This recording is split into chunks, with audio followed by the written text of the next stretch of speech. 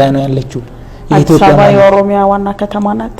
አዎ በየትኛው ህገ መንግስት መሰረት ማለት በኦሮሚያ ህገ መንግስት ነው። የፌደራል ህገ መንግስት ግን ያንን አይልም። የፌደራል ህገ መንግስት የኦሮሚያን ዋና ከተማ አይወስንም፣ የማንንም አልወሰንም። የፌደራል ህገ መንግስት ጋር የሚጣረስ ነገር ከክልሉ ህገ መንግስት ጋር ይፈቀዳል? አልተጣረሰም። ይጣረሳል እንጂ ምን ላይ ተጣረሰ? አዲስ አበባ የኦሮሚያ ዋና ከተማ መሆኗን አዲስ አበባ የኢትዮጵያ ዋና ከተማ መሆኗን ነውኛ በህገ መንግስቱ በፌደራል ህገ መንግስት የተገለጸው አይደል? እያንዳንዱ ክልል የራሱን ዋና ከተማ የመስረት መብት ይሰጣል። ይሄ የፌደራሉ ህገ መንግስት ለእያንዳንዱ ሳይሆን ከሚመስል ሁኔታ አንፃር ነው የሚታየው። የሚመስል ማለት ከሎጂክ አንፃር አይቶ አዲስ አበባ የሶስትም የአራትም መንግስታት ዋና ከተማ መሆን ትችላለች።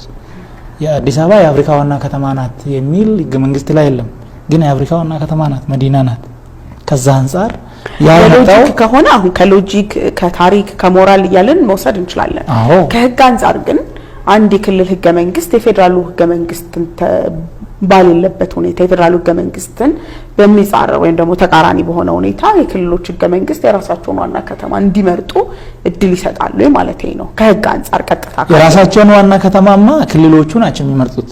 የትም ቢሆን ጅጅጋም የሶማሌ ክልል ነው የመረጠው፣ መቀሌም የትግራይ ክልል ነው የመረጠው፣ ባህር ዳርም የአማራ ክልል ነው የመረጠው። የፌደራሉ ህገ መንግስት ደግሞ እነዚህ አሁን የጠሯቸው ክልሎች በሙሉ ክልል ናቸው ዋና ከተማቸው አዲስ አበባ ናት፣ የሁሉም ዋና ከተማ ናት እንጂ በተለየ ሁኔታ ለኦሮሚያ ዋና ከተማ ያደርጋት ማለት የፌደራሉ ህገ መንግስትማ የኢትዮጵያ ዋና ከተማ ማን ናት የሚለውን ይወስናል እንጂ የኦሮሚያ ዋና ከተማ ማን ናት የሚለውን አይወስንም።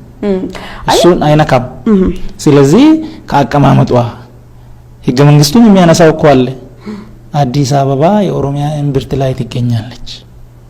ቅድም ያነሳውልሽ ደግሞ ብዙ ነገሮች አሉ ማለት ከክልሉ አንፃር እና አዲስ አበባ ራሷ ህልውናውም የተያያዘው ከኦሮሚያ ጋር ነው። ምክንያቱም ብዙ ነገሮች አንስቼልሻለሁ።